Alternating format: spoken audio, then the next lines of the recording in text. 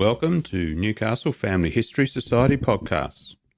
The Newcastle Family History Society, located on Awabakal land in Newcastle, New South Wales, Australia, provides support for those interested in family history.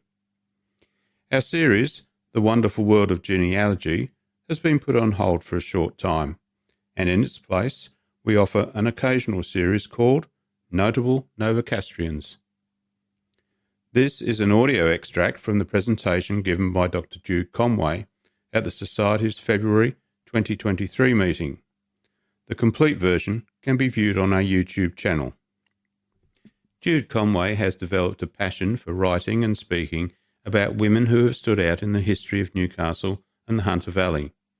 In this podcast, Jude tells us of the life of Professor Beryl Nashar. Hi everyone, so I'm Jude Conway. I'm a historian of Newcastle and the Hunter region, and I specialise in women who break through barriers or stand out from the crowd. That's my speciality in history. So tonight I'm looking at Professor Beryl Nashar from the University of Newcastle. So Beryl Nashar was born Beryl Scott in Maryville on July the 9th, 1923. For those not in Newcastle, Maryville is a suburb, an industrial suburb of Newcastle. Beryl's father, Philip Scott, had arrived in Australia from Glasgow when he was about 12. He took an apprenticeship as a fitter and turner, but by the time he retired, he was maintenance engineer at Stewart and Lloyd's tube makers.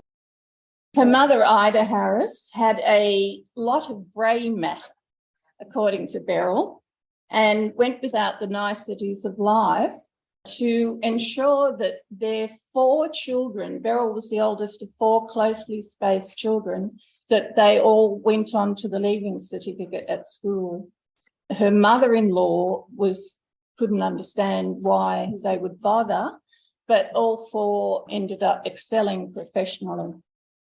Now, Beryl's first school was Tighes Hill Infants, which I just walked past today, coincidentally. But when her father was working at the Cardiff Railway workshops, they moved and she went to primary school at Cardiff. She used to have to walk through fields on her way to school, and she loved observing nature. So that was that early interest in what was around us. And she remembered nature study classes in primary school. She used to enjoy those. She always came top of the class, and she was selected for Newcastle Girls High School, which was the school for girls who wanted to stay on to the leaving certificate in those days. Beryl was in the A class at Girls High, studying English, French, German and Latin, which is what the A class did in those days, and also mathematics and a little science. She never failed anything except German, and that was because she hated the German teacher and the German teacher hated her in return. But she had a crush on her science teacher. Her science teacher was Lillian Whiteoak, who had studied at Sydney University and had studied geology. And Beryl was influenced by Lillian to do geology instead of chemistry, was probably the more usual option for 4th and 5th year. And not many schools actually offered geology in those days, especially girls' schools. Beryl reckoned she wasn't outstanding at high school. She was in the A class at a selective school, but in her view, she wasn't outstanding. She was a plodder. And in fact, she did the leaving certificate twice. The first time she passed, but she didn't get the scholarship she wanted. That she wanted to ease the financial burden on the family. They weren't very well off. So for a second attempt in 1941, no one was more surprised than Beryl herself when she topped the state in geology. She was awarded what was called an exhibition in those days from the University of Sydney And that, your fees were paid and you received an allowance, probably received a book allowance as well. And she also received a Teachers College scholarship.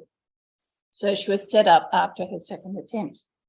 Beryl got enrolled in Earth Sciences at Sydney Uni, which was geology and geography. And she soon became aware of the influence of Edgeworth David, who was a former professor of geology at Sydney Uni and famous as a pioneer for allowing women in the geology department, both as staff and as students, and in discovering the Greta coal measures in the Hunter Valley in 1886 and for other experts. As an undergraduate, Beryl won the Edgeworth David Prize for paleontology. At the end of her third year, she was asked to join the staff as a demonstrator, like a tutor. So she deferred doing honours and earned some money for a year. And in 1946, for her honours, she researched the geology of the Stanhope district. I don't know whether anyone knows where it is, but it's northwest of Branxton, in the Hunter Valley. And she found everyone in Stanhope had known Edgeworth David, that he'd stayed in their homes or in their parents' homes. Beryl spent all her vacations in the field, and she fell in love with every rock outcrop of the rocks. And her field supervisor reckoned that the rocks talked to her as well. So she graduated with first-class honours and won the university medal. She worked as a demonstrator again the following year, teaching a number of returned servicemen. This was 1947, and the government was giving scholarships to returned servicemen, one of who rose to be the head of Australian Oil and Gas Company. In 1948, she had to decide, would she be a geologist? And she wasn't sure what life would be like as a woman geologist in the field, or would she be a teacher? Now, she was bonded to the education department, so she decided to do her diploma of education, and she topped the year. Her first appointment in 1949 was Home Science High, later Hunter High, and now part of Newcastle High School. And the reason she was appointed there was because Lillian Whiteoak was by then the principal of that school and wanted Beryl on her staff. She'd only been teaching one day when she received an express delivery letter from the University of Tasmania offering her a job as a demonstrator. She already decided that she didn't like playground duty. She didn't like signing on and off. So she paid off her bond and she made it to Hobart in time for the start of the academic year. There, Beryl carried a full load of teaching. She wasn't just a demonstrator, and also helped design courses. So her professor obviously saw her value very quickly. And as well, she began a PhD researching volcanic rocks in Tasmania. So finding where they were, mapping them if they hadn't already been mapped, collecting them, looking at them under the microscope and doing chemical analysis. Now, before she'd left Newcastle, Beryl had been nominated by the newly formed Mayfield Rotary Club for a Rotary Foundation Fellowship. And in Hobart, she received notice that she'd been awarded one. She was the first woman in Australia to get a Rotary Fellowship and maybe the first woman in the world. She chose to go to Cambridge for a year, and she took her rock collection with her on the ship and continued her research. Her PhD research. Now in Cambridge, as well as doing her research, she also had Rotary duties. She visited members' homes, addressed Rotary clubs and inner wheel clubs for the wives of Rotarians, because it was a male-only club in those days. She attended 3 Rotary international conferences and spoke at 2 of them. She was often asked questions like, is Sydney a big town? And when she was visiting a school, one of the children was amazed that she wasn't black. Now, the Cambridge Department of Petrology and Mineralogy had students from 15 different nationalities, and they used to have coffee parties at people's houses after their working day. An Egyptian colleague brought along one of his fellow countrymen, Ali Nashar, to one of the parties.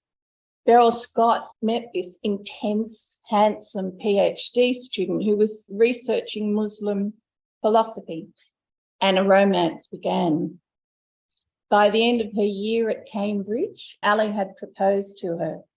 She said yes, but she decided to return home for 2 years because she wanted to be sure that she was making the right decision. As she said, it's a big thing to marry outside your own culture, your own religion, and your own language. So she returned to her job in the geology department at the University of Tasmania and continued working in her thesis.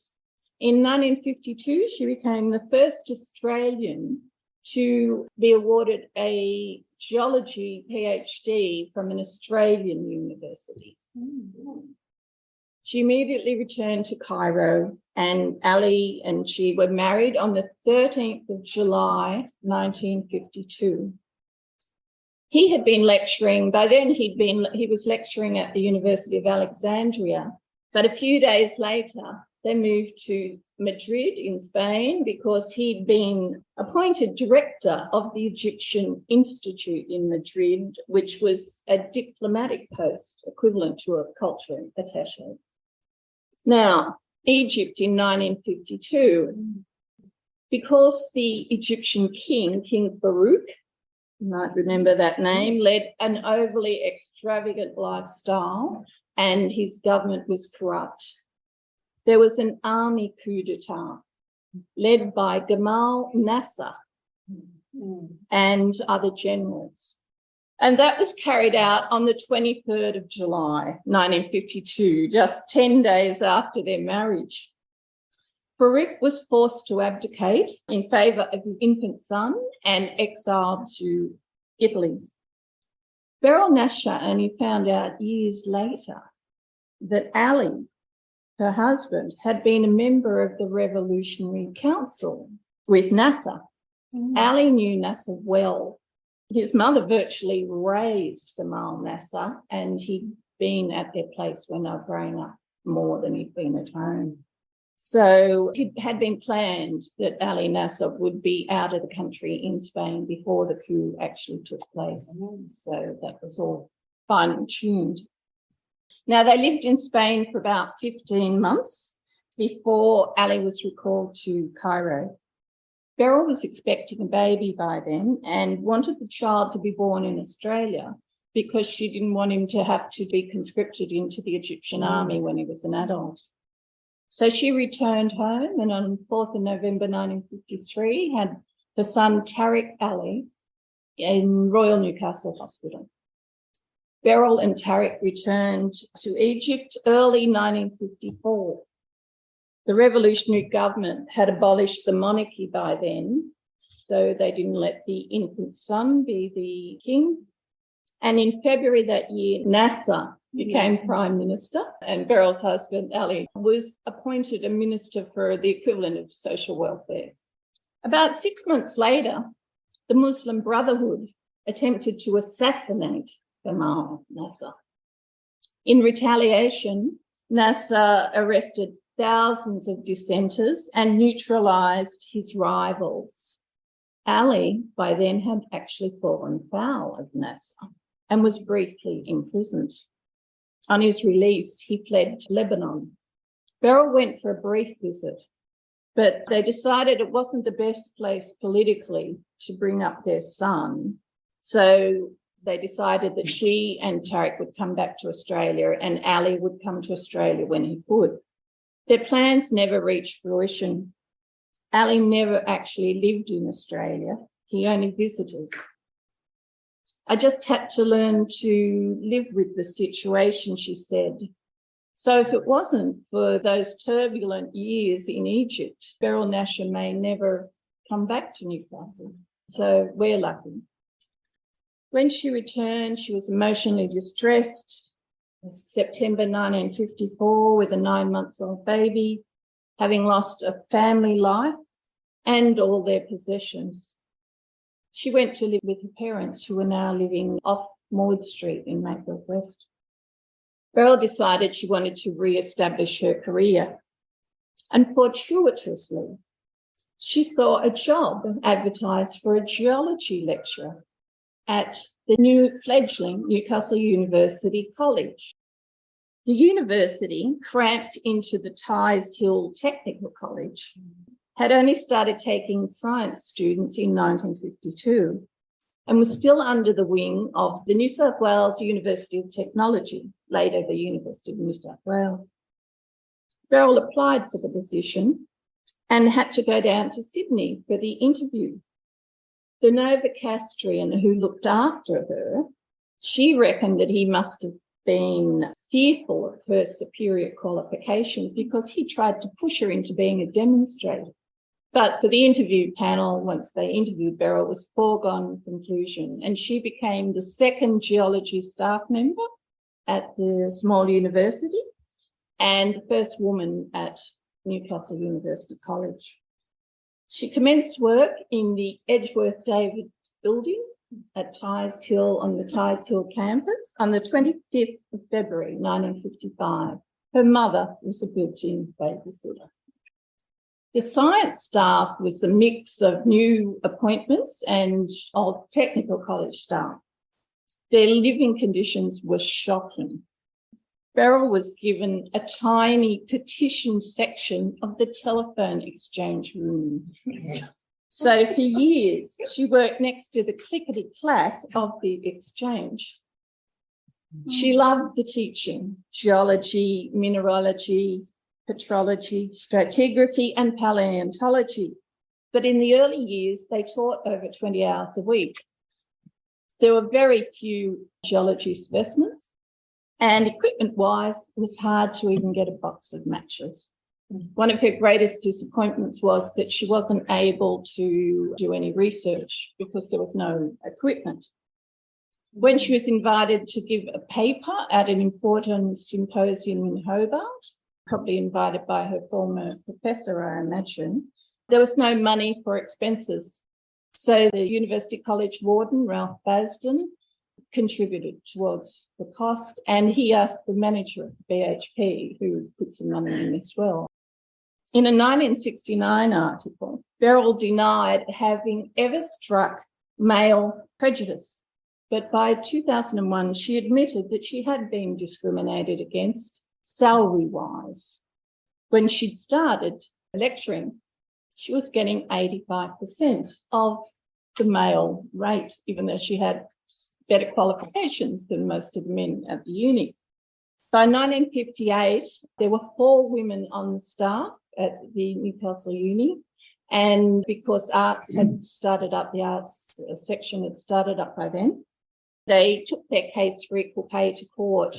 Beryl was lined up to give evidence. She was a bit nervous, but a decision was reached out of court. In 1965, when the college became the autonomous University of Newcastle and geology became a full department, Beryl was appointed foundation professor, having applied for the position which was advertised throughout the world. She was still the only woman on the geology staff.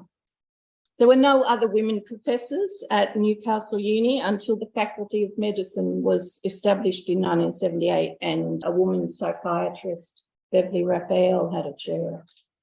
Beryl had had input actually into the establishment of the medical school and was on the selection committee to appoint the first dean. More about committees later. As Professor of Geology, Beryl always took the first lecture of the year and told the students the rules. For example, students must wear proper shoes in the geology department because she didn't want them to drop a box of rocks on their feet, on their thonged feet. She wasn't an authoritarian professor. She let the staff choose the subjects, their specialities, what they wanted to teach.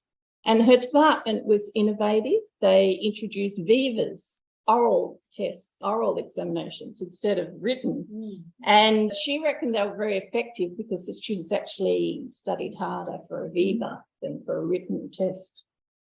Now, as professor, she had to occasionally entertain groups of all men and pay the bill afterwards. In the days when women didn't do that sort of thing, she just had to be very diplomatic, she said. Perhaps it was more than just diplomacy. A Women's Weekly journalist who interviewed her in 1968 declared it would be a very hidebound male who could indulge in personality clashes with Professor Nashar. In that year, 1968, Beryl was elected by 60 male staff as the Dean of their faculty. She was the first woman Dean of Science in Australia. You hear the word first a lot in this talk. The Vice-Chancellor, Newcastle Uni Vice-Chancellor James Ortmuth was very proud. I know in 1971, 25% of the students at Newcastle Uni were female, by the way. So this is a very male-orientated university dominated by engineering, of course. Actually, by 1968, nearly a quarter of the geology students were female. And although many of them ended up as teachers rather than as field geologists, in the 68 interview, she said the female students from 1967 had all got jobs, but they had to fossick around, which was a nice little turn of phrase. They had to fossick around to get their jobs, because what happened was they'd apply for a job and they'd sign their name using their initials, and they'd get the job even without an interview. But once of course, the company found out they were women, that their job was taken away. So the company started writing back, if you are a male, we are interested. So Beryl saw lots of discrimination in her time. Now, during the mineral boom, this is interesting, during the mineral boom from 1969 to 72, there was a mineral boom in Australia. Geology became the subject that people wanted to study. Beryl recalled we had huge numbers. We had to use 3 buses to take our first year students on an excursion compared to 1 truck formerly. She did her share of taking excursions, which she used to enjoy, and she said it's surprising what you learn around a campfire. From 1973, when biology was introduced as a subject and the boom was over, the numbers dropped. Just back to Ali Nashar, years earlier, Ali had returned to Egypt from Lebanon, and he got his old job back at the University of Alexandria. But he was never able to get a visa to get out of the country. He reckoned he knew too much. And it wasn't until 1972, after NASA had died, that Ali managed to travel to Australia for a short stay. His next visit was longer, but he couldn't get a job here. His speciality, Muslim philosophy, was not taught in Australia at that time. And he wrote a book during that stay, but he missed the academic climate. So he accepted an offer of a professorship in Monaco.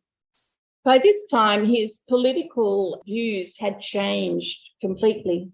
He had been a young revolutionary with socialist tendencies, but he saw firsthand how power corrupts all sides of politics, because NASA had been getting support from the Russians and, had spoken words of, socialism or communism in the early days, but he was corrupted just like King Farouk had been. Anyway, Ali Nashar died on the 1st of September 1980. Knowing that he was dying, he'd managed to get back to Egypt 2 weeks before he died, so he could die in his homeland on Egyptian soil. Now, before I began this research, I had assumed that Beryl had no dependents because, I used to read about her probably from about the mid-60s onwards in the Newcastle Herald. Everyone knew who Beryl Nashar was if you were in Newcastle. And there was never any mention of her son, Tariq. So anyway, I did find 2 photos when I was doing my research. The 1962 taken by photographer Ron Morrison, probably for the Newcastle Herald, and 1968 photos from the Women's Weekly. Now, it seems that Beryl, as well as her other activities, also went to do volunteer work at Tarek schools and watched him play cricket. Local history librarian Sue Ryan, who probably many of you know, told me that Beryl was her great aunt, her grandmother's sister, and updated me on Tarek. So he became a consulting geologist, married a French woman, and lives in Sydney. Now, just back to Beryl. Besides her lecturing, she published 4 books. The first is a geology of the Hunter Valley. And she also did a book on the geology of the Sydney Basin, which you might think, like me, it was just around Sydney, but that actually covers the geology from Newcastle down to Batemans Bay and west to the Great Dividing Ranges. She found she was good at writing books suitable for school children, explaining geological concepts in simple terms. She'd been surprised by what children could understand at an early age and how they could get their tongues around fossil names. Her 2 grandchildren used to ask her, "Grandma, when are we going fossil hunting?"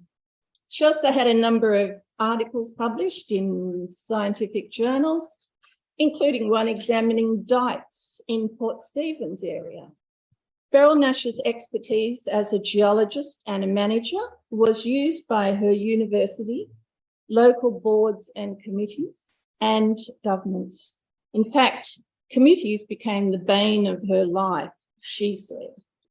An early one was the Hunter Valley Research Foundation, set up after the disastrous 1955 Maitland floods. She was invited to join their advisory panel and participated in their mitigation investigations. That was their initial purpose, by testing samples of sand and rock to ascertain the course and behaviour of the Hunter River through its history. She was on the Lord Mayor's Committee, working to achieve autonomy for the University College and to search for a new campus, a new site to build a new university. And she said Shortland was definitely the best choice. The new buildings were ready to start receiving students in 1966. And coincidentally, I started there 2 years later. Just made me realise how, we just sort of took it for granted, but how new it was when I was there. Now, Beryl joined the board of directors of the Royal Newcastle Hospital when it was reformed in 1965 after being run by an administrator. The new board, appointed by a Liberal state government, was able to regain the confidence of the medical staff, which had been lost previously. For the entire time she was a member, Beryl was the only woman. She thinks she had a unique place in the history of the hospital by being the only director to have attended a board meeting in her night attire and dressing gown. This was in 1972. She'd had a pin inserted in a fractured femur by Dr. Gordon Kerridge, and who thought there was no reason why she should send an apology. So she was ferried by a wheelchair from the ward to the boardroom. She sat on many of the subcommittees and became the chairman of the finance committee, which taught her a lot about the economics of institutions. However, her experience on the hospital board left a sour edge. In December 1981, having given 16 years and 3 months, to be exact, voluntary service, no payment, she learnt from the media that she and 4 other members who'd all been appointed way back were not reappointed by the Rann Labor government. Beryl was not a member of any political party and was annoyed that a woman who, in a way, replaced her was the secretary of a local ALP branch and a housewife, which Beryl doubted gave her sufficient experience to have much to say about how a $50 million institute should be run. She did receive a certificate of appreciation 4 years and 8 months later. Beryl Nashar retired from the university after 25 years in the job on the 25th of February 1980. But she didn't retire from committees, of course. In 1981, she was invited to sit on the board of directors of the Greater Newcastle Building Society and was elected chairman in 1983, which position she held for 3 years. And during that time, she was the only woman chair of any building society in Australia. So as well as firsts, the word only woman also comes in a lot. Also from 82 to 87, she was a member of the academic committee of the Higher Education Board. She said she gave her time because she felt it would have been a step backwards for women if she hadn't accepted the invitations. She declared, "I never overstood the mark," and said I was a feminist or anything like that. So, yes. My next little section is Beryl's opinions on women in public life. This is Beryl's thoughts. Women could not waffle on without knowing the facts, as many men did, and could not afford to fail. You have to work twice as hard as a man to get recognition, she said, and accordingly, she slept only 6 hours a night. In 1976, she declared that Australian women were lagging behind women of Britain and Southeast Asia in taking positions in public life. And in many cases, women were their own worst enemies because they did not apply. She seems to have forgotten her female geology students applying for jobs. She was taken to task for blaming women themselves. But over the years, she was pleased to see more women applying and obtaining well-paid government positions. By 1989, Beryl could say, "These days, you will hardly ever hear about a first for women. That's good because we are now accepted." Despite not admitting that she was a feminist, she did admit that the women's movement had been most useful in activating women to express their problems and needs. Now, back when Beryl had returned to Australia in 1954, she couldn't join Rotary, of course, it was an all-male club. So she joined Business and Professional Women's Club in Newcastle. It was an outlet away from academic life and family life and terrific for female fellowship. Unsurprisingly, she was elected president from 58 to 61 and in 1968 as well, and then became national president from 64 to 66.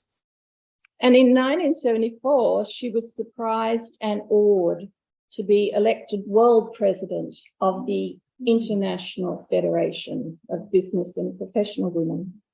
So that was leading 300,000 women in 56 countries to work on improving the status of women. Newcastle University deemed her position brought the university honour. So she deemed that she could use her secretary to assist her. She had a bag permanently packed. It was nothing, she said, for me to go to London for an executive meeting over a weekend.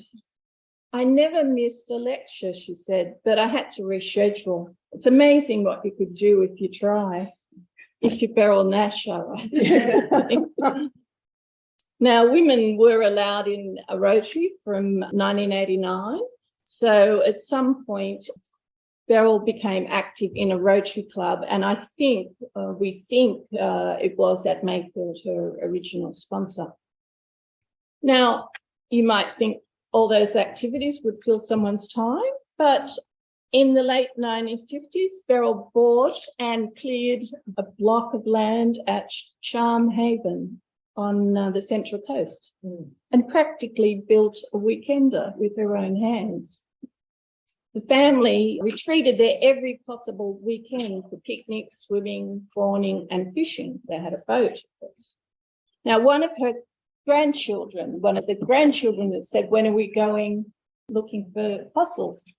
has written a poetry book, a poetic elegy of Tuggerah Lake, which is right near their weekender, and dedicated it to Beryl. Now, just a couple of little extras. In the late 70s, Beryl had her portrait painted by an artist called Phil Stone in Modigliani style, we might say, except she has got clothes on.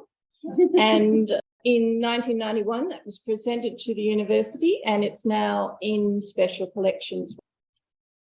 To finish off, Beryl received many awards. In 1972, she was made an officer of the Order of the British Empire for her contribution to education and international relations.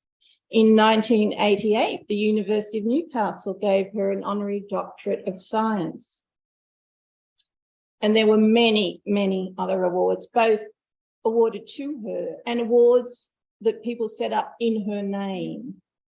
Professor Beryl Nashar, a hardworking woman who achieved many groundbreaking firsts, died in 2012, having lived an eventful, rewarding life and having enriched her hometown of Newcastle. Thanks a lot. Thanks for listening to this podcast about the fascinating life of Beryl Nashar.